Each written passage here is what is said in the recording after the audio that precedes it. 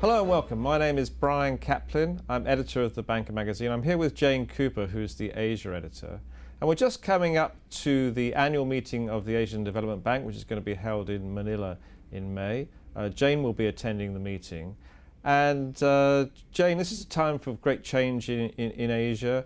We've seen a huge accumulation of wealth. We still see the battle against poverty in certain regions. And we're seeing the banks reposition themselves. You wrote a story about regional banking in the region. What are the banks doing in order to serve their customers better in Asia?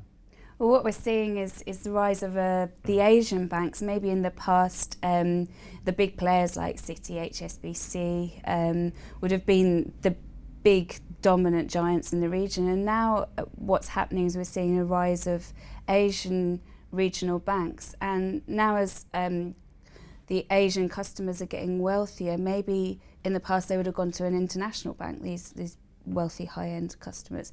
But now they're more comfortable going to an Asian bank. So we're seeing the rise of, there's 5 that are sort of particularly interesting. There's 3 in Singapore and 2 in Malaysia that are now spreading in the region in Southeast Asia. Right, so they're investing across the region. Yeah. Of course, the big economy that dominates everything in Asia is always China. And China has had rapid growth, and there is a little bit of a sort of hangover, I think, from some of that rapid growth. And there have been some concerns about the Chinese banking system. I mean, how valid do you think they are, or do you think that Chinese banks will just manage to sail through this rather difficult period for them? Well, it's a divisive topic, that one. I mean, China's big, so that's why everyone's interested about it. So whatever happens in China affects a lot of other people. There's been a lot of discussion just with the economy about whether there be a hard landing or a soft landing, and the figures that are coming out now looks like it's going to be a soft landing. And in terms of the banks, the impact of the economy could affect the banking sector, but then there's also concerns that problems in the banking sector could trigger an economic problem as well. And it's very divisive. There are people who are saying, like, the banks are heading for a crisis, and there's other people that say no, they're fine. You know, so in the same way that some people are very divided. Economists are very divided about whether China will have a soft or a hard landing, but they all agree that China has to rebalance itself away from being solely export-led and export-driven to much more of a consumer economy. Yeah, I mean, at the moment as well, the Chinese banks in China is operating within a closed system. So at the moment, if there are serious problems in the banks, it can be contained and the state can control them. But at some point, China's going to have to open up. So and we're starting to see some of that in terms of the currency now, aren't we? With the internationalisation of the currency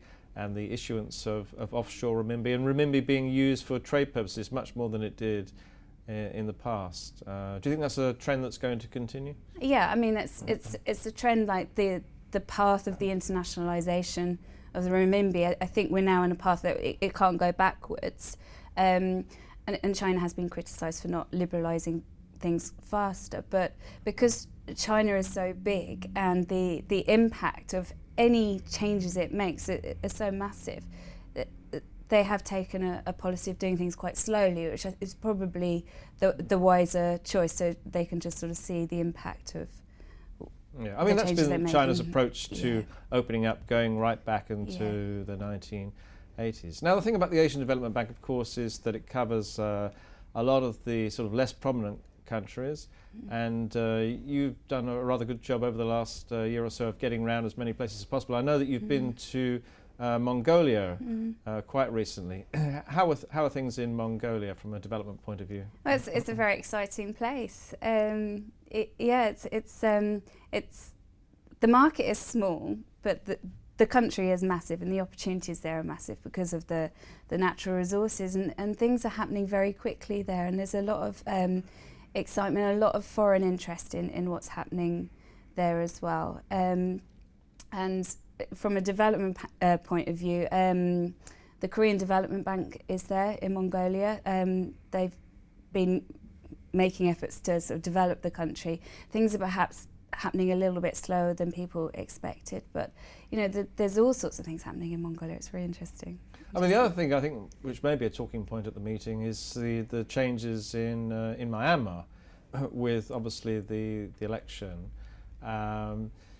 What's your take on that? I mean, do you think that this really is a sign of progress? Some people are saying that some of the major countries like the UK have been too quick to acknowledge change in Myanmar when we haven't really seen, you know, much proof that it's going to be long-lasting. Yeah, well, there's obviously been a lot of attention on it, and there's been a lot of reports and a lot of news coming out of Myanmar at the moment. So it's exciting and there's a lot of potential, but we still haven't seen anything really happen yet. So yeah, I think we just have to maybe be a bit more cautious about what we're expecting to happen there.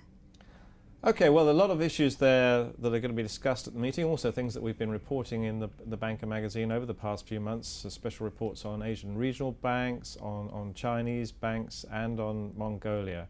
And Jane will be going to Manila to speak to delegates and senior bankers in May, and we'll be reporting on that in later issues.